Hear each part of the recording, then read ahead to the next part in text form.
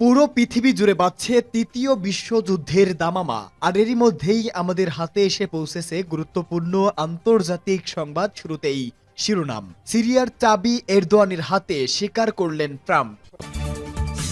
এরপরেই জানাবো, ইয়েমেন থেকে ইসরায়েলে ক্ষেপণাস্ত্র হামলা, কয়েক ডজন অবৈধ বসতি স্থাপনকারী আহত, অভিযান অব্যাহত রাখার ঘোষণা।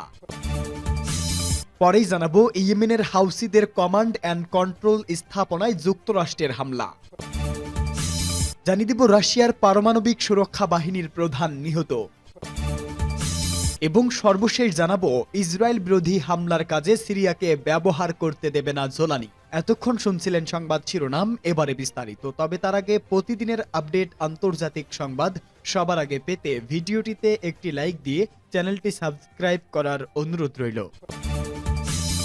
সিরিয়ার চাবি এরদোয়ানের হাতে, স্বীকার করল ট্রাম্প। প্রেসিডেন্ট রিসেপ তাইপ এরদোয়ানের নেতৃত্বে আন্তর্জাতিক রাজনীতিতে পরাশক্তি হয়ে ওঠার চেষ্টা করছে তুরস্ক।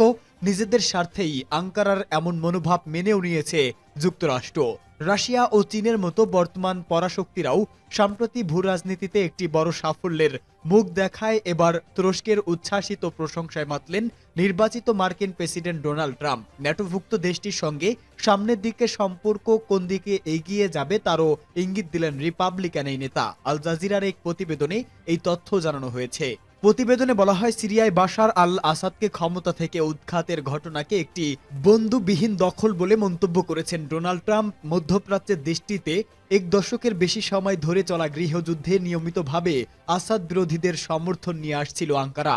অন্যদিকে আসাদের পক্ষে শুরু থেকেই মাঠে লড়াই করে যাচ্ছিল ইরান ও রাশিয়ার সামরিক বাহিনী। ফলে আসাদের পতনে তুরস্কের কাছে এক প্রকার বড় ধরনের হারের মুখে পড়েছে মস্কো ও তেহরান। ফ্লোরিডাতে অবস্থিত বাসভবন মারি লাগোতে আয়োজিত এক সংবাদ সম্মেলনে ট্রাম্প তুরস্কের প্রশংসা করে জানান, আঙ্কারা খুবই চালাক। বিপুল প্রাণহানি ছাড়াই তারা সিরিয়াতে একটি বন্ধুত্ববিহীন ক্ষমতার দখল সম্পন্ন করেছে। এ সময় আসাদকে কসাই বলেও মন্তব্য করেন নির্বাচিত মার্কিন প্রেসিডেন্ট। জানান, ক্ষমতা টিকিয়ে রাখতে শিশুদের উপরও নির্যাতন চালিয়েছে সিরিয়ার ক্ষমতাচ্যুত ওই স্বৈরশাসক।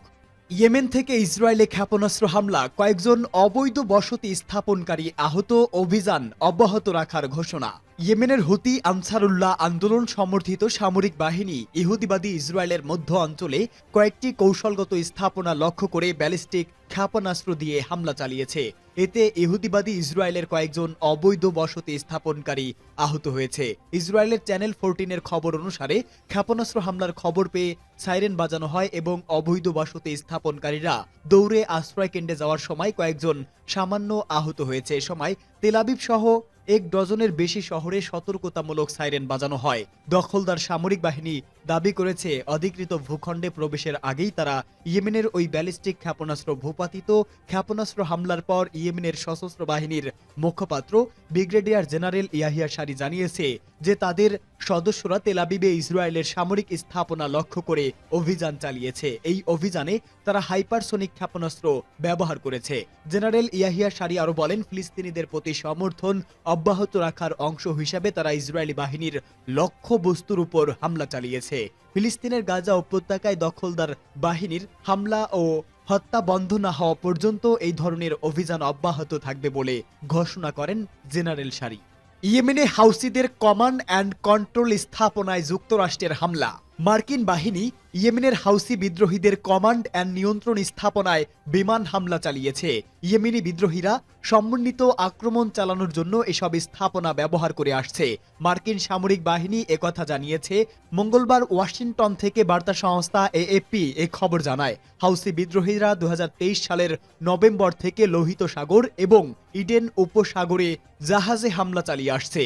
গাজায় ইসরায়েলের প্রাণঘাতী যুদ্ধের প্রতিশোধ নিতে একাধিক দেশের উগ্রবাদী গোষ্ঠীগুলো যৌথভাবে মার্কিন নৌবাহিনী এবং বাণিজ্যিক জাহাজগুলোকে টার্গেট করে হামলা চালিয়ে আসছে। এদিকে ইউএস সেন্ট্রাল কমান্ড সেন্টকম এক বিবৃতিতে বলেছে, মার্কিন ও তাদের জোট কর্মীদের এবং আন্তর্জাতিক বাণিজ্যিক জাহাজগুলোকে হাউসিদের হামলা থেকে রক্ষার চলমান প্রতিশ্রুতির অংশ হিসাবে এই অভিযান চালানো হয়েছে।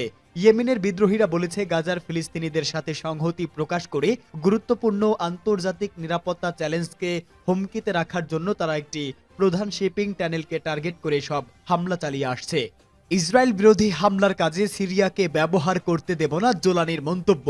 দিন দিন উন্মোচিত হচ্ছে হায়াত তাহরির আশ-শামের স্বরূপ। সিরিয়ায় সাম্প্রতিক বাশার আল আসাদ সরকারকে ক্ষমতাচ্যুত করার প্রধান হোতা হায়াত তাহরির আশ-শাম বা এইচটিএস গোষ্ঠীর নেতা বলেছেন তিনি ইসরায়েল বিরোধী হামলার কাজে তার দেশকে ব্যবহার করার অনুমতি কাউকেই দেবে না। আসাদ সরকারকে ক্ষমতাচ্যুত করার কাজে এইচটিএস পশ্চিমা দেশগুলোর পাশাপাশি ইসরায়েলের ব্যাপক সহযোগিতা পেয়েছে বলেও মনে করা হয়।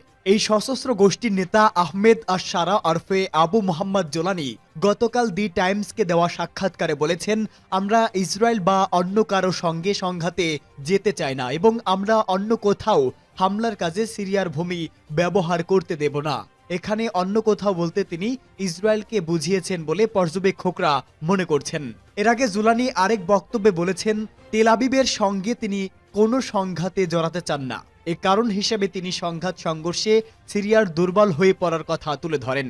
জুলানি এক দশক আগে মার্কিন সমর্থিত সন্ত্রাসী নেটওয়ার্ক আল কায়েদার সিরিয়া শাখার প্রতিষ্ঠাতা প্রধান ছিলেন এবং আরেক উগ্রজঙ্গি গোষ্ঠী দায়েশেরও ডেপুটি কমান্ডারের দায়িত্ব পালন করেছেন।